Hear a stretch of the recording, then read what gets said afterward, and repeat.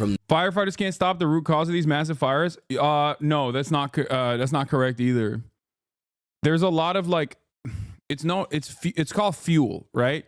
Dry vegetation, and I don't know, like invasive vegetation in general that's like flammable. All of that stuff, all of that, like communicating that to every single person in a at-risk area and ensuring that people actually take the proper steps.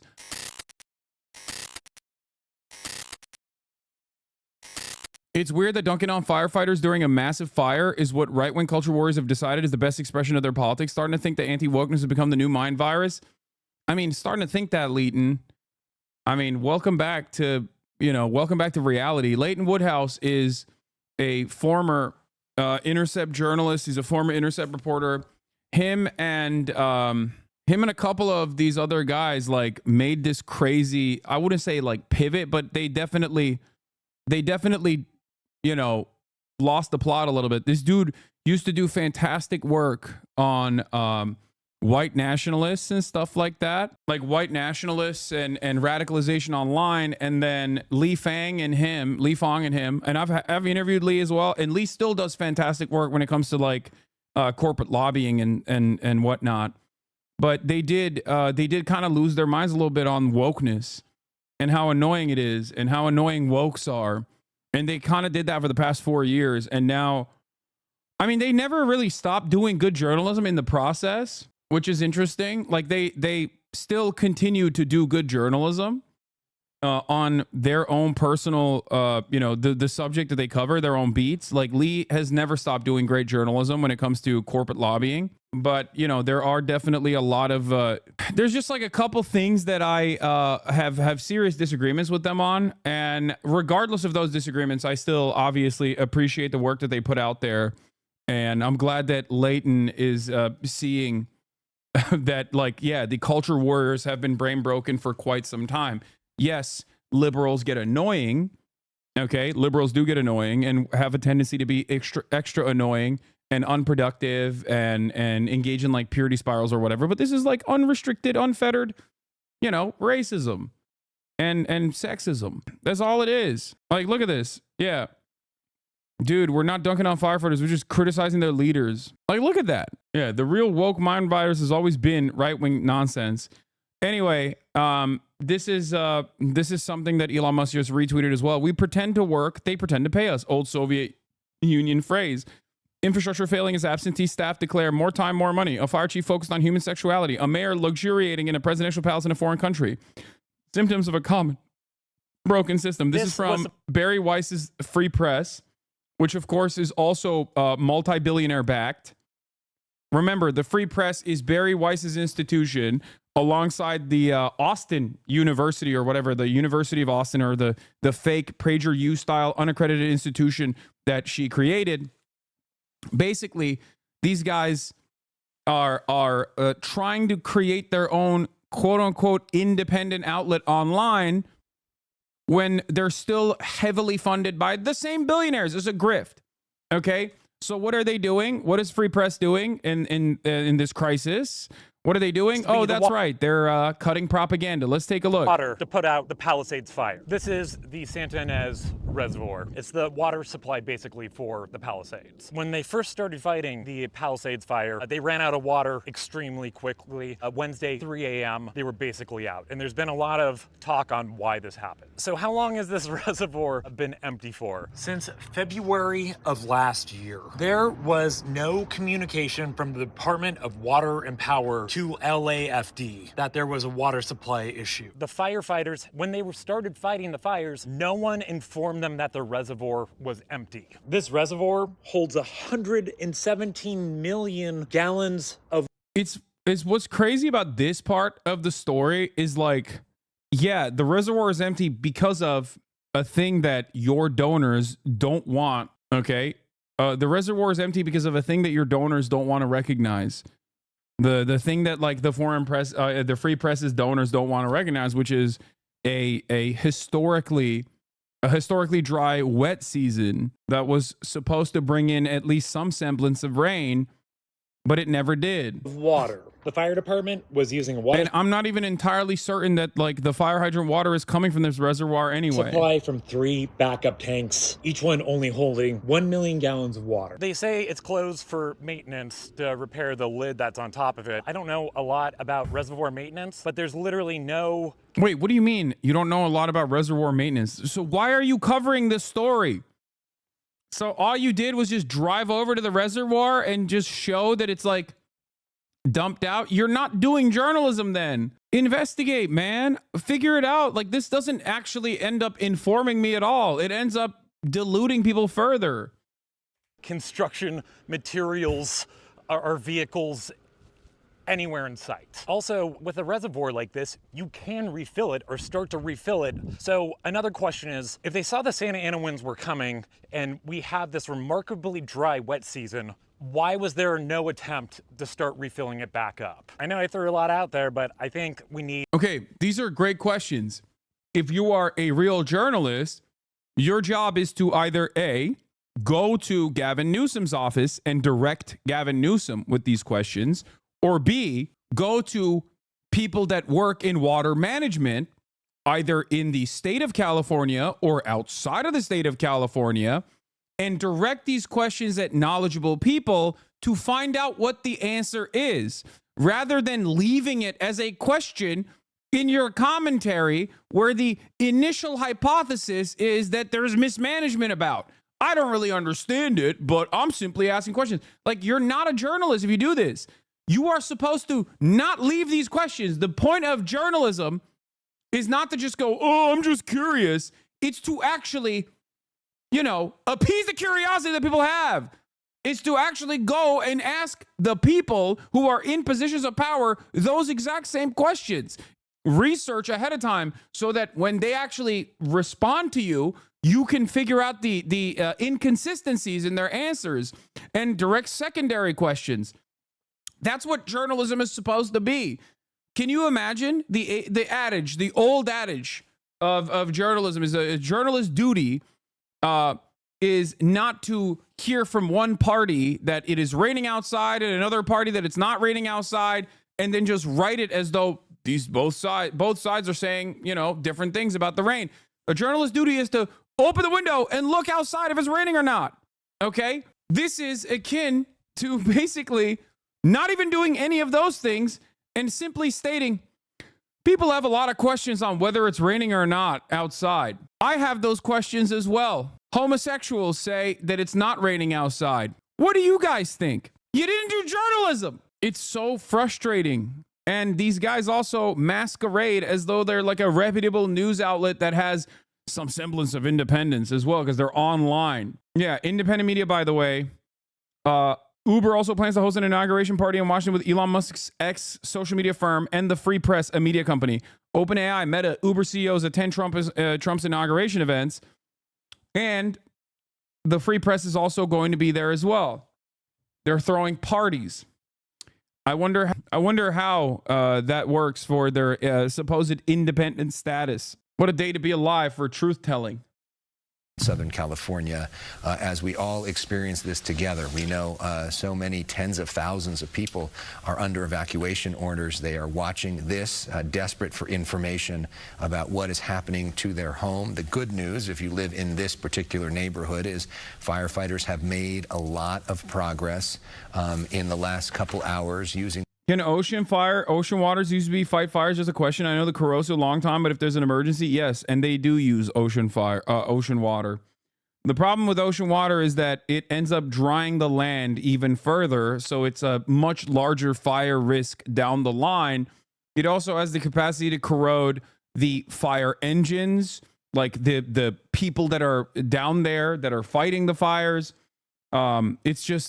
It's literally a last resort, which is why it's still devastating, but people have been using that right now. Corrosiveness isn't the bad part. It's salting the earth. I already said that. It's salting the earth, which ends up creating drier vegetation, more fuel down the line. But outside of that, it also is corrosive to everything that's down there, including but not limited to the equipment that's down there. It's a massive issue. It's a massive issue, but it's a last ditch resort. Family who will be incredibly impacted after losing just about everything. These flames continue to burn, and this is in large part because of the dense fuel. Gotta love it when Chad does your job, Lamau. What do you mean? I've repeated this over and over again. Michael Moore is the absolute GOAT. Yeah, okay. Let's let's dial this back for a second, and let's take a look at this coverage from last night and this morning. Battling new flare-ups from the and updates overall. And there's a Wall Street Journal investigation on what happened with the water supply in California, in Los Angeles specifically. So Pacific Palisades fire overnight. The toll from these fires growing. At least 11 lives lost. More than 12,000 structures, homes, and businesses damaged or destroyed. More than 55 square miles burned, and more than 150,000 people under evacuation orders. The numbers are staggering, and this home security camera capturing the frightening moments flames close in on a home in Altadena that had been evacuated. Embers flying and taking hold, burning the home to the ground. Just unbelievable devastation there. Here is a look at where the fires are right now. The biggest fires right now are barely contained. We have team coverage, of course. In a moment here, we're going to join residents as they return to their homes now in ruins, figuring out what happens next. But we begin here with the latest on that new flare. Matt Rivers is there. Good morning, Matt. Yeah, good morning, Gio. We've been struggling really for the past couple days to really describe the scale of destruction. And so what we wanted to do this morning, we put our camera up about 10 or 15 feet off the ground. We want to zoom out and just give you a snapshot of one half. Are you going to talk about Greenland or anything other than the LA fires? When have I only stuck to speaking about the LA fires? I've quite literally covered Greenland virtually every single day. I covered Greenland every single day, chatter. Every day. This dude literally makes almost like ban and control burns. Idiots, ban, control, burn, get big fire, weird. This dude really makes a living off you people law. Chatter makes shocking discovery about streamers. Chatter makes shocking discovery about Twitch streaming.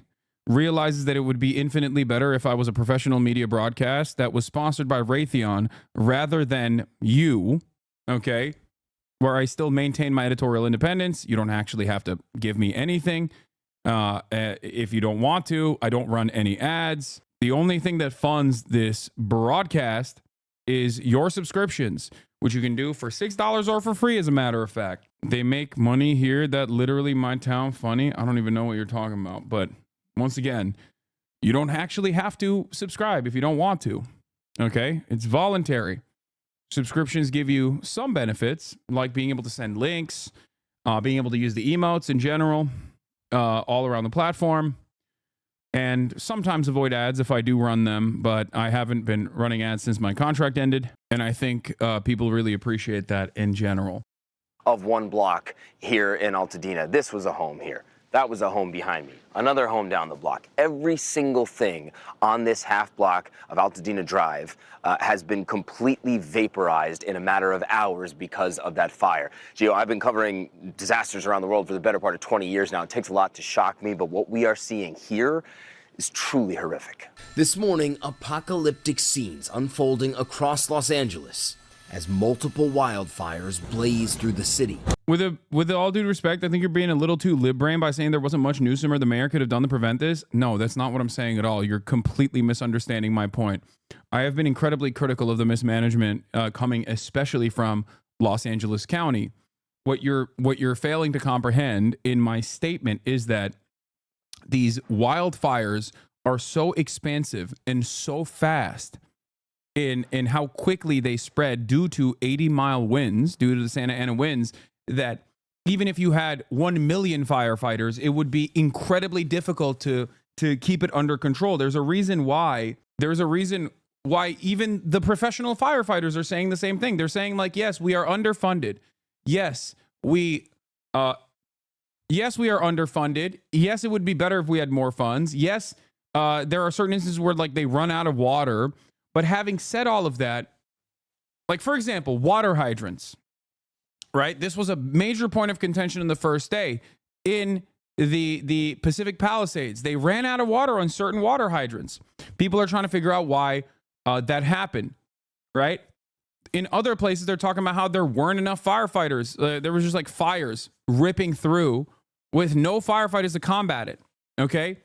And if you listen to the actual firefighters, if you listen to the fire chief, for example, she very openly says, at the end of the day, fire hydrants are not designed to actually combat a wildfire with 80-mile winds, right?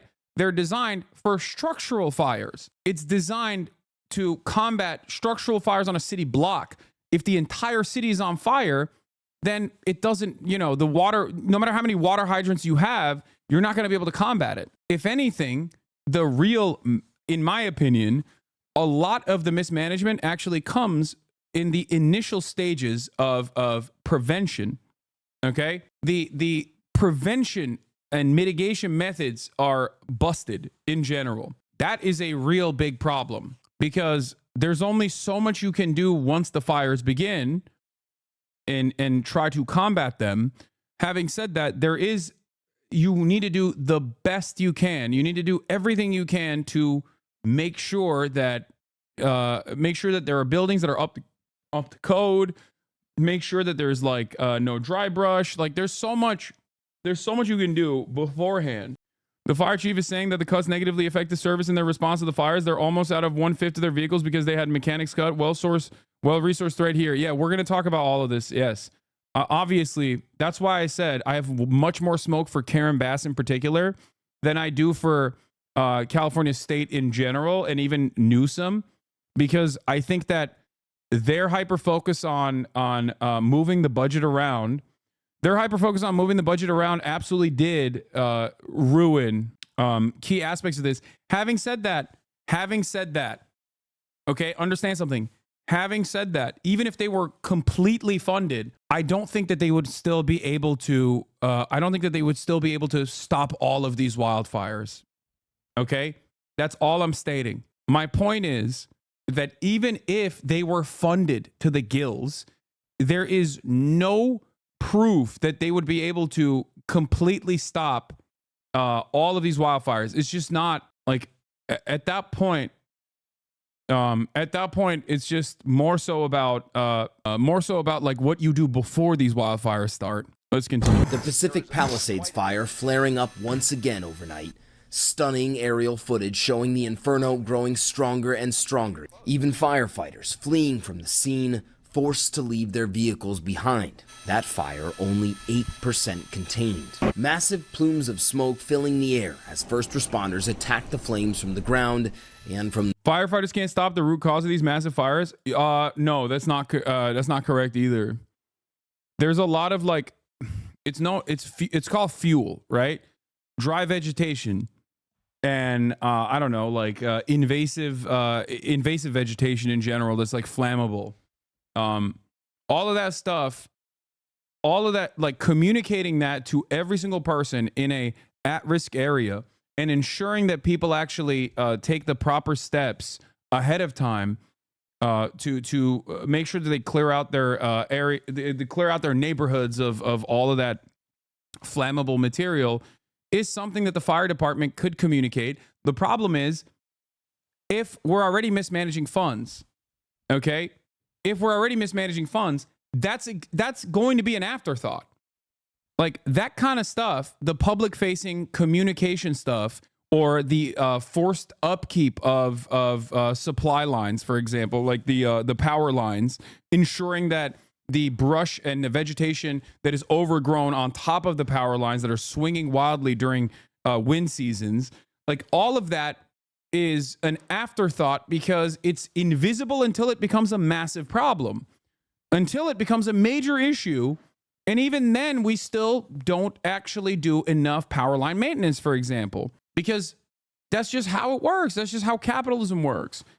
It's easier for these utility providers to, pay out these massive lawsuits after the fact, after, hundreds of people, thousands of people lose their homes and hundreds of people die, even like in the Campfire fire where 85 people died, right?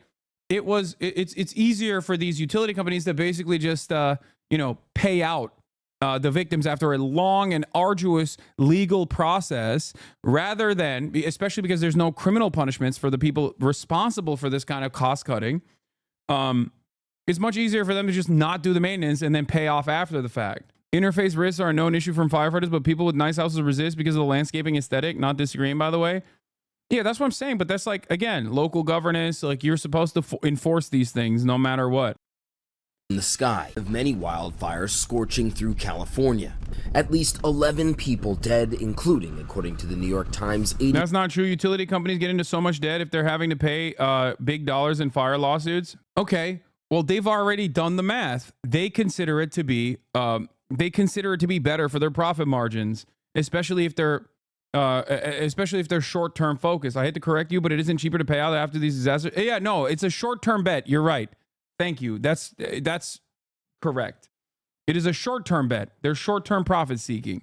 So for them, they would rather ensure that they don't do the proper upkeep and hope that it never, gets out of hand. And then they end up getting bailed out regardless. So it doesn't matter because there's no interest from any local or state official to actually take over these utilities, usually, even after decades of mismanagement. So they're just like, all right, whatever. Oh, you did stock buybacks instead of proper upkeep with the additional funds that you had, even after increasing prices, for example. Well, all right, it's fine. It's not like we can take it over. The other thing is we could have stopped these wildfires or at least hardened the city to make it far more resistant. Yes. 22-year-old Rodney Nickerson, retired pharmacy technician Erliane Kelly, and 66-year-old Victor Shaw, who stayed to fight the fire. And I opened the front door and I just yelled in, "Victor, we got to get out. This is it. We have to get out. The fire's here." And I didn't hear him say anything. I heard him say nothing. The authorities warning they won't know the true toll until they can safely enter those ravaged neighborhoods. In Altadena and Pasadena, the Eaton fire blazing on. The Hearst fire, the Lydia fire, the Kenneth fire, and the newest fire to break out, the Archer fire, also all still burning. In total, so far across Los Angeles, more than 150,000 people under evacuation orders, and more than 12,000 structures, homes and businesses, damaged or destroyed. This is just a devastating view as we fly over Pacific Palisades. You can see down just how quickly these fires spread. Satellite imagery showing the extent of the destruction. Entire city blocks erased. Streets lying silent in the aftermath. Burned out husks, the only things left standing. These before and after images painting a chilling picture of vibrant communities reduced to ash. Neighborhood after neighborhood burned to the ground. Residents slowly making their return, only to find out they've lost everything. Look at that. There's nothing we can do. It's gone. This is total and utter devastation. Charles Nelson, a longtime resident of Altadena, the fire decimating his home. It was our dream home. A lot of people also don't understand that, the fire is more impactful than just like losing your shelter, which is obviously devastating, right? Your life is completely destabilized at that point. But more importantly than that, you lose remnants of your humanity, things that tie you to your loved ones, your prized possessions.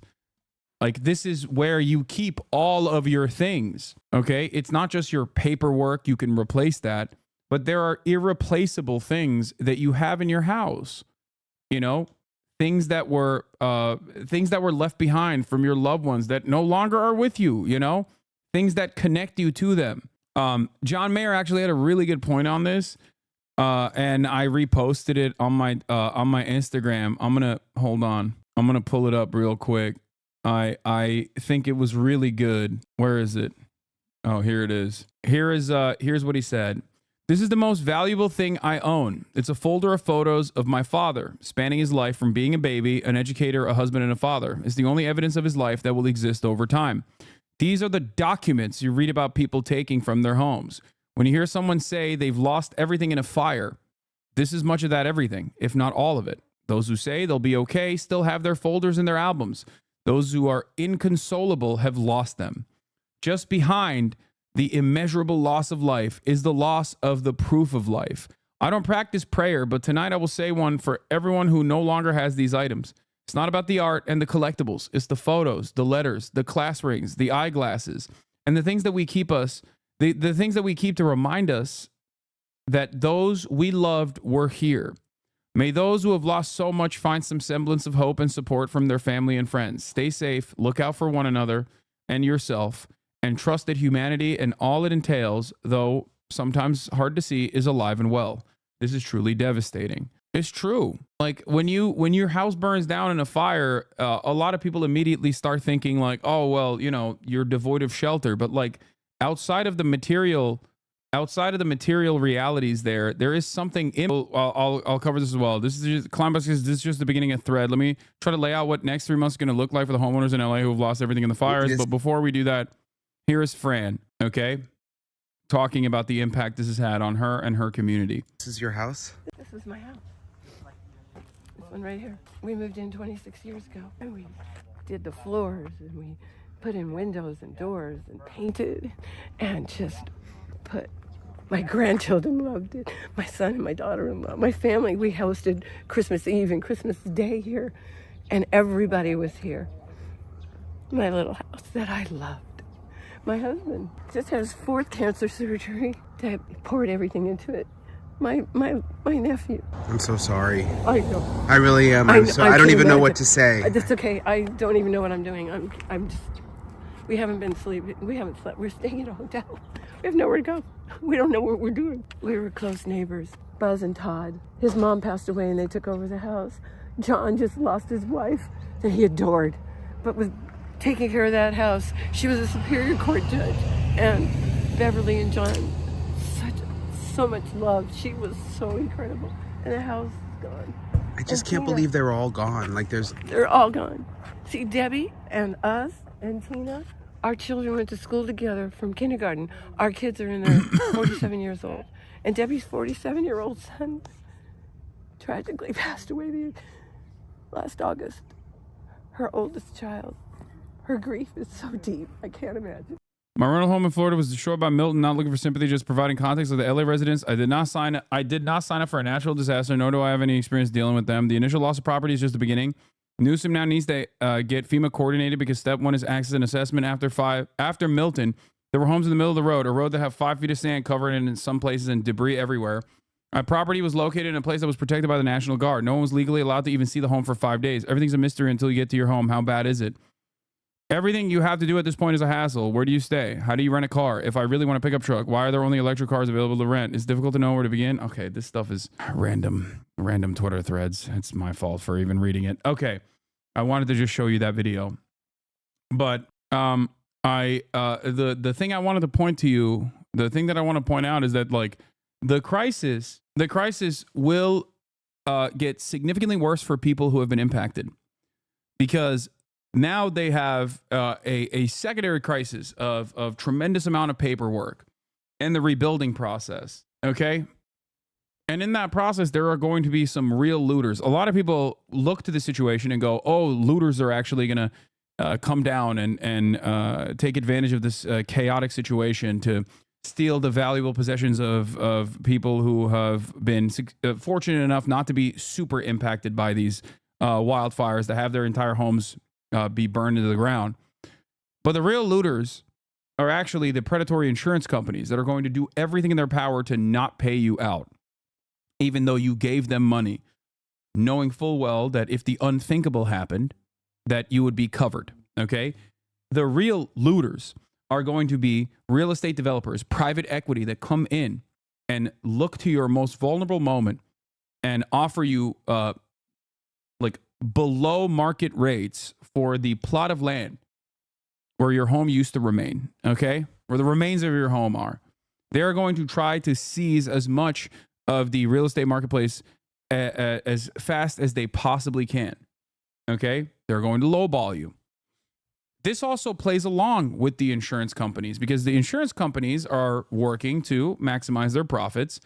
And in a crisis like this, they're, going to only be able to do that by refusing all of your claims. And in that weak and desperate moment, you are going to have to make a very difficult decision. Do I just, sell off my land instead of the tumultuous rebuilding process? The other looters are going to be the landlords, because you hopefully have a little bit of money, right, on the side.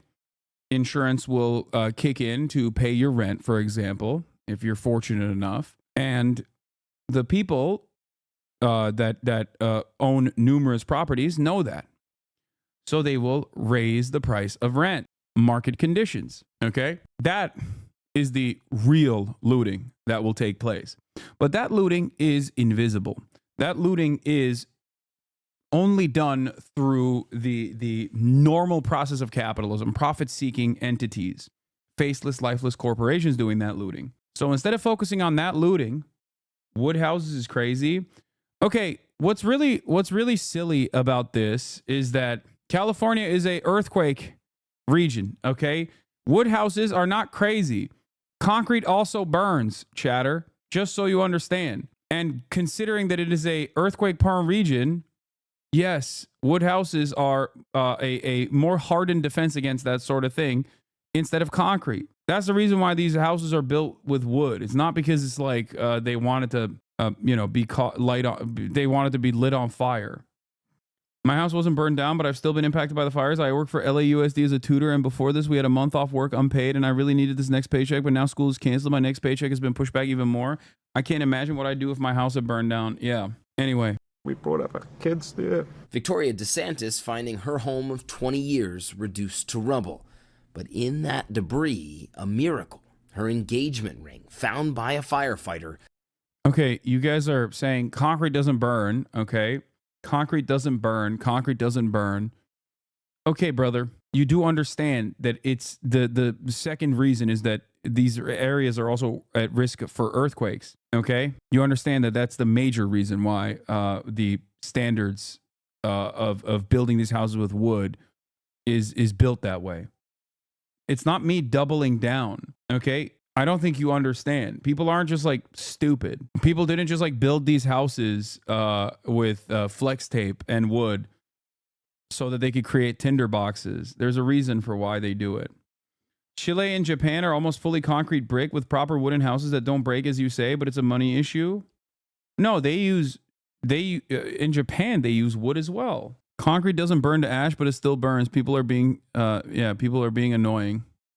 This is like apocalyptic. Micah Kelly builds homes with fires in mind, including this one of the only houses left standing in a neighborhood that buckled under the flames.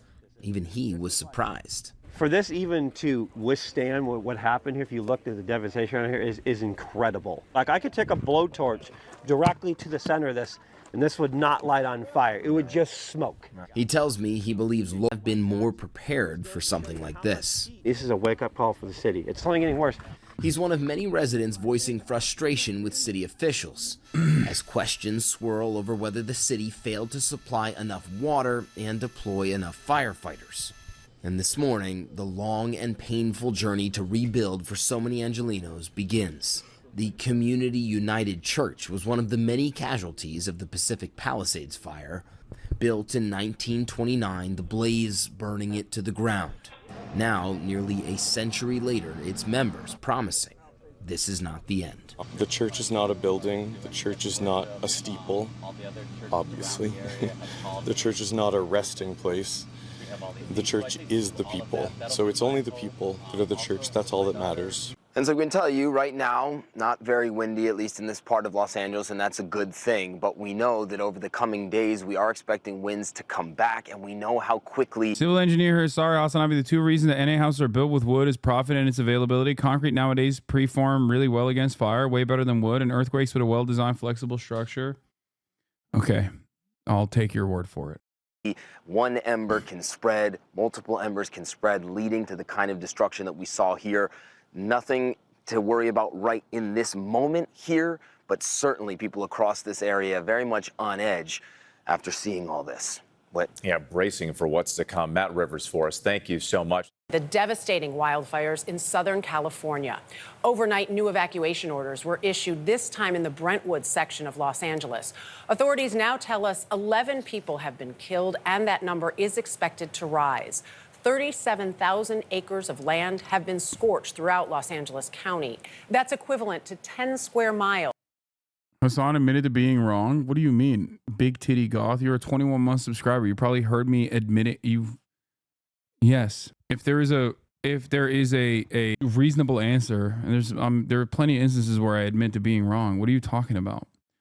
You must ask yourself the question, why am I being annoying in this circumstance? Like, what would you rather have me do? Double down and be like, nah, you're wrong? You never admit to being wrong, lol, lol, lol. It's so weird because, like, these people say it. Clip it for DGG. These people say this, okay? Whereas everyone in here has seen me openly admit to being wrong when I'm faced with new information. Also, this is so sad. What a sad person you are, dude. He's still saying you never admitted. You just encountered me admitting it. Ugh. You were wrong about Israel and you never admitted it. See, this is the issue. I was not wrong about Israel at all. As a matter of fact, I was right about Israel 100%. It is you who refuses to see the reality. I'm baiting? Okay, well. An area greater than the city of San Francisco. More than 12,000 homes, businesses, schools, and buildings destroyed, and 150,000 people still under mandatory evacuation orders. There are 6 major fires burning throughout Los Angeles, the largest of which is the Palisades fire, burning in the The best part about this whole conversation is we have it every time you admit you were wrong, every single time. I know. It's the best. Scale Pacific Palisades neighborhood that straddles the Santa Monica Mountains and a strip of beach along the Pacific Ocean. That's where CBS's Maurice Dubois picks up our coverage. Maurice, we are so glad to have you. Good morning. Michelle and Dana, good morning to you. The wind has somewhat died down here this morning, but the National Weather Service is still warning of elevated to critical fire risks for all of Los Angeles and Ventura counties through Wednesday. That's just days away. And as we speak right now, take a look at this. This is just 5 miles away from us, the Palisades fire burning in the distance. It is just hard to get your head around it, an eerie glow in the early morning sky. And now the health department has issued a local health emergency saying the wind and smoke has severely degraded the air quality. It's been 5 days here since 2 of the largest of these fires started, and this morning they're both less than 10% contained. Against that backdrop, questions are now being raised about how state and local officials responded to this unfolding disaster. And for more on that, let's go over to Tom Hansen in nearby Brentwood. Tom, good morning to you. Hey, Maurice, good morning to you. Well, it's a very active scene behind me. You can see the flames are continuing to rage. And look, you can even see that they are carrying out water drops, which is about to happen right now, where they're going to drop gallons of water onto some of these embers in the hillside. There we go. There it goes right there. To try to put out these flames, it really just highlights what a challenge these firefighters are up against. And as these flames rage, so too do the questions from residents, millions of which got false alarms when there weren't actually in any danger.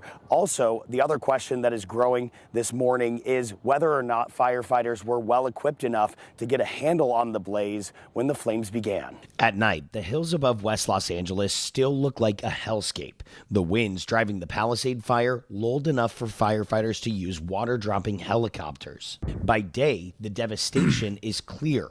Hundreds of homes in the Pacific Palisade neighborhood are little more than rubble and ashes.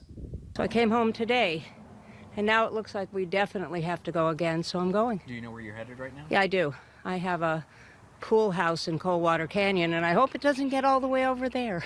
To the east, the Eaton fire ravaged the Altadena neighborhood. Even the homes left standing are uninhabitable. Damage is smoke damage. It's not livable. 4 other fires still burning throughout Los Angeles County. We will not stop until the fires are fully contained. But while firefighters try to get the upper hand, some residents and officials are pointing fingers. It's just devastating. We need more help here on the ground. Los Angeles Fire Chief Kristen Crowley has said her department has been hampered by a lack of resources. Even with an additional 100 engines, I tell you, we were not going to catch that fire. But with that being said, Let me be clear. The $17 million budget cut and the elimination of our civilian positions like our mechanics did and has and will continue to severely impact our ability to repair our apparatus. California Governor Gavin Newsom is calling for an investigation into why some hydrants in the Pacific Palisades neighborhood ran dry at the height of the fire and why a 117 million gallon reservoir was out of service. Meanwhile, some residents want to know why 10 million Californians received false emergency evacuation warnings. CBS News' Jonathan Vigliotti posed the question to Los Angeles Mayor Karen Bass. You have millions of people here who get these alerts. They are ignoring them. There is a real threat here. What is your message to your constituents who are losing faith? I want the residents of Los Angeles. Are glimmers of hope captured in these images of a stranded dog and its rescue, prompting an outpouring of support. Max was taken in by a local dog rescue, which has since received a flood of donations for all of its residents. Thank you, Whittier. Thank you, Los Angeles. The way the city of Los Angeles is coming together to help each other it's overwhelming. And for the people here, help is on the way as well. There are dozens of food, clothing, and supply drives happening all throughout the weekend across LA. Maurice. Okay, Tom Hansen in Brentwood, thanks so much. These fires. All right, we're going to talk about the fire hydrant water supply. Impacting so many communities across Southern California, wiping out multi-million-dollar homes in the Pacific Palisades and Malibu, and now growing questions about water supply issues firefighters had to deal with. ABC's Jacqueline Lee joins us now from Malibu. Jacqueline, good morning.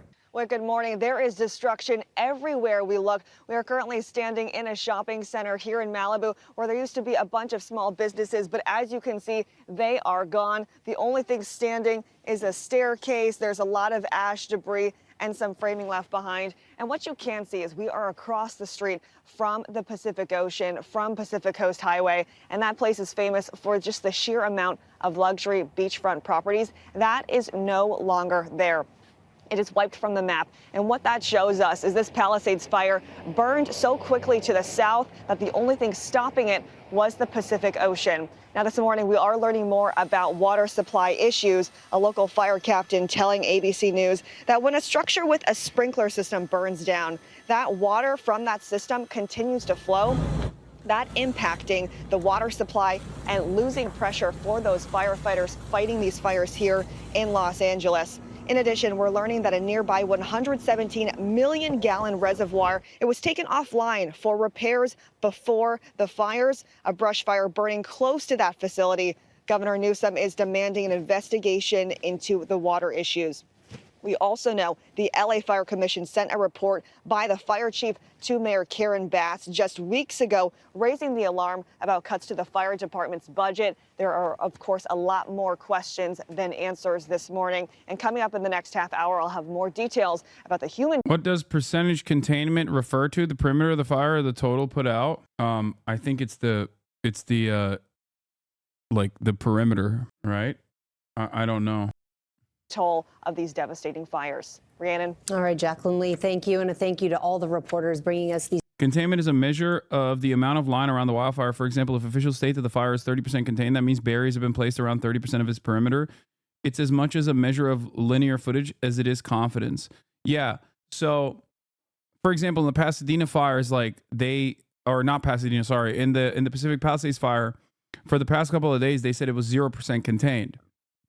And that's because wind conditions was making it impossible to establish a stopping point for the fire where they're just consistently tackling the edges and to contain it within that area. It doesn't mean that the fire stops, even if it's like contained by, 10%, 30%, whatever. It just simply means that they are able to stop it at certain areas. These devastating images, our hearts just break for everyone impacted. Let's get over to the forecast now. More Santa Ana winds are headed to California this week. Samara Theodore is here with that. Samara, Mother Nature not giving us any relief. No, Rhiannon, but this morning is crucial to firefighters as the winds have gone down headway, because by this afternoon into this evening, those winds are going to pick back up. So we're getting that classic setup back in play, winds increasing again tonight. This is going going to lead to that critical fire risk from Malibu and Simi Valley into San Fernando, Riverside, Anaheim, Ontario. Wind gusts could be as high as 65 miles per hour. Again, we could be in for a relative humidity between 10 to 20%. And it's not just the fires, it's also that smoke coming along with the fires here. We have that apocalyptic low-level smoke headed down into Santa Monica, reducing air quality even as far south as Redondo Beach. Gio? Let's hope that they can contain more of those fires before those winds move in. All right, Samara, thank you so much. All right, here's the Wall Street Journal. LA fires. Why did the fire hydrants run dry? Some of the major questions we have here in front of us is why do the fire hydrants run dry? That's number one. And Gavin Newsom, the governor of California, has already started the process of conducting an internal investigation as to why this happened. But outside of that, the other question is, why are there no controlled burns? Could the controlled burns actually stop the LA fires? And why are there no controlled burns? Is it bureaucratic red tape, or are there some serious consequences? Do they do controlled burns in California? Okay. When fire hydrants ran dry in the Pacific Palisades, it sparked a wave of criticism and even misinformation. Because Karen Bass didn't fill the reservoirs. So all the fire reservoirs were not, so the fire trucks there, they couldn't pump water. They cut the water off. They don't have water. Surveys show LA did have water, but amid widespread frustration and a report that a local reservoir in the Palisades was offline and empty due to repairs, California Governor Gavin Newsom issued a review of Los Angeles water and power. Here's how the water supply system works and what we know about why hydrants ran out of water at the height of the Palisades fire. About 2/3 of LA County's water comes from sources outside of LA. And because LA is surrounded by mountains and hills, much of that water has to be pushed up to higher elevations. Well, water is heavy, relatively speaking, and so it takes energy to pump it upstream. Eric Porce, director of the California Institute for Water Resources, says you can think of the system sort of like a tree with interconnected branches. There are big trunk mains that move water from a source, like a water treatment plant or a reservoir, and carry it to smaller distribution mains, which split off from the trunk. From there, the water is moved through even smaller pipes or lateral. Yeah, they do a lot more controlled burns in Northern California than they do in Southern California. It's a lot more difficult to get controlled burns kickstarted in Southern California. We'll dive into that in a little bit, okay? And I'll tell you why it's a issue. Water to homes, businesses, and fire hydrants. In some areas, tanks and reservoirs are placed throughout the system to help maintain pressure, because pressure is what pushes water into all of the nodes. But during the LA wildfires, officials said intense demand overwhelmed the system, which drained several tanks and meant that there wasn't enough pressure to push water to hydrants up in the Palisades. So I want to make sure that you understand there's water in the drum line. It just cannot get off the hill because we cannot fill the tank fast enough. Officials say there wasn't a lack of water in LA, and data shows that major California reservoirs were at or above historic averages when the fires broke out. But in a letter to LA officials, Newsom called the ongoing reports of the loss of water pressure. It seems like it is because of the. It seems like it's not only like a water pressure issue, but it seems like it's because they shut off electricity to certain pumps, and without pumps, you can't feed additional water to areas of need. To some local hydrants during the fires, and the reported unavailability of water supplies from the Santa Ynez Reservoir deeply troubling. However, a former city official told the LA Times that given the severity of the fires, the area still would have experienced serious drops in pressure even with that reservoir. Those distribution systems aren't really designed to manage wildfire, especially wildfire that was spreading at this rate. Meanwhile, state officials are pushing back against claims that environmental policies caused LA to have water problems, as some blamed Newsom and the state's efforts to protect species like the Delta smeltfish by restricting the flow of some water to Southern California. You're just letting water run into the Pacific? Dude, I genuinely despise right-wing weirdos. I hate them so much. I can't, like, they're so unimaginably annoying and so gross. It's just, at this point, it's like pure evil, where they're so hyper-focused on a nefarious reason as to why They want to redirect natural waterways into agricultural output. Like, that is the ultimate goal that they have. They do not care about the natural habitat and the delicate ecosystem. They do not even care about having enough water to combat these wildfires or anything like that. They simply want more water for agricultural output. Okay? And they're using this as an opportunity to kill two birds with one stone. On the one hand, you get to talk about environmentally conscious libtards who don't know anything about anything. Look how stupid they are. And number two, you get to make a case for how you must redirect more of the natural waterways into agriculture. Okay? Because of what? A fish that no one's heard of? Does anybody care about the smelt fish? Incoming President Trump posted he wanted to protect an essentially worthless fish called a smelt by giving it less water. It didn't work, but didn't care about the people of California. Now the ultimate price is being paid. So what's happened is a tragedy, and the governor has not done a good job. What do you say to the criticism that this state has mismanaged water supplies? I think the facts speak for themselves. The fact that there is water in reservoirs beyond what is average traditionally for this time of year means that we are moving water when it is available. And I want to be very, very clear. The way that we are moving water and have been moving water and conditions that we're seeing in Southern California are virtually every single authority on this has basically stated that California has above average water supply, despite the historically dry rain season that we've seen. Like, in the reservoirs, there is above average water supply across the board. Opening up additional waterways or damming existing natural waterways to redirect water down to Southern California has been a long-term Trump agenda item. Okay? They want this specifically for additional agricultural output. They don't care about the devastating impact that it will have on the natural habitat. It's not just about smelt, okay? It's not just about like protecting smelt. It's about ruining a delicate ecosystem, specifically so you can have more green golf courses and more agricultural business. Okay? As far as I understand, in 2019, Donald Trump actually tried to push for here. Trump claimed Newsom refused to sign a water restoration declaration that he said he would have directed millions of gallons of water to areas now burning, alleging he prioritized a small fish called smelt over residents. In response, Newsom's office said there's no such document as the water restoration declaration. That's pure fiction. Trump appeared to reference his administration's 2019 proposal to redirect water from the Sacramento-San Joaquin River Delta to Central Valley farms and Southern California urban areas. I want to repeat this again.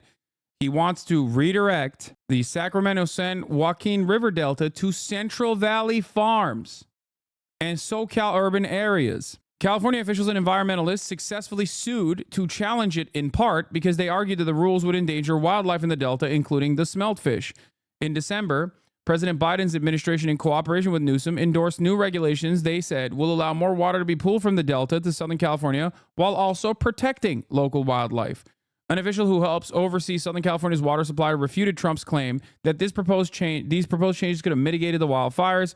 Mark Gold, the water scarcity director for the Natural Resources Defense Council and member of the Metropolitan Water District Board that provides water to 19 told CBS News, the issues have nothing to do with what amount of water we have stored within the region. The Metropolitan Water District has a record amount of water stored at this time. Isn't the streaming wars? What? Southern California has ample water supply after previous years of decent rains, Gold said, but the lack of rain in the region in recent months dried out the vegetation. Okay? Something Trump's proposal wouldn't have helped with. What happened has nothing to do with protecting the Bay Delta and how water is being managed there. Then they talk about the no water in the fire hydrants. Los Angeles officials face fierce criticism after some fire hydrants ran dry in parts of the Pacific Palisades overnight from Tuesday into Wednesday. Janice Quinones, chief executive and chief engineer of the LA Department of Water and Power, said at a Wednesday press conference that all 3 million one gallon All three 1 million gallon water tanks in the area ran dry by 3 a.m., reducing water pressure for fire hydrants at higher elevations. Quinones said the tanks, which supply pressure from the hydrants in the hilly Palisades, couldn't refill fast enough as firefighting efforts drained water faster than the main trunk line could supply it. LA Fire Department Captain Eric Scott said that the LA DWP proactively filled all available water storage tanks before the fires began. It followed some widely shared claims on social media that officials had refused or failed to fill all the tanks. Mark Pestrella, director of the LA County Department of Public Works, said that the municipal water systems for the impacted areas were overworked, partly because firefighters were unable to use air support due to high winds and poor visibility. This was at nighttime. It is the worst possible way that this could have gone down. Okay, they could not use aerial support to use helicopters and planes as well as they wanted to try to stop some of the wildfires that were ravaging. I repeat once again, you cannot combat a water hurricane. I mean, not a water hurricane. Sorry, a fire tornado with fire hydrants. Okay, you can't do that, especially when you got 50 to 80 mile winds carrying embers everywhere. It was a fire cane. The municipal water systems that service our homes and businesses continue to work effectively. However, they are not designed to fight wildfires. That's it. A firefight with multiple fire hydrants drawing water from the system for several hours is unsustainable. This is a known fact. In a statement, Newsom said he was calling for an independent investigation into the loss of water pressure for local fire hydrants and the reported unavailability of water supplies from the Santa Ynez Reservoir. The Santa Ynez Reservoir, a 117 million gallon water resource near the Pacific Palisades, was out of use for repairs when fires tore through Los Angeles neighborhood this week. Another thing that Trump claimed was that President Biden in a social media post claiming the current administration is leaving him with no money in FEMA. FEMA's disaster relief fund was rapidly dwindling last October after Hurricane Helene and a series of major disasters, but Biden signed a bill in December that added $29 billion to the fund. On Wednesday, the agency told CNN that they approximately had $27 billion left in the disaster relief fund. In a time of need, when there is a tremendous amount of pain, when there is so much suffering happening, right-wingers look to the issue and go, how can we use this to manipulate the public attitude? How can we use this crisis to basically get people tuned up with disinformation? Unlimited amounts of disinformation. It is crazy. NorCal resident here. This has been an issue for a long time. NorCal's always conserved water better than SoCal. 10 years ago when there was a drought, it was the same story. HasanAbi is correct in his assessment of the water issue. This is purely LA County and SoCal not managing themselves effectively, and right-wingers are taking advantage of that mismanagement just to fuck up the ecosystem so their golf course can be green. It is shocking to me that people can be so openly ruthless and so awful that they could just turn around and look at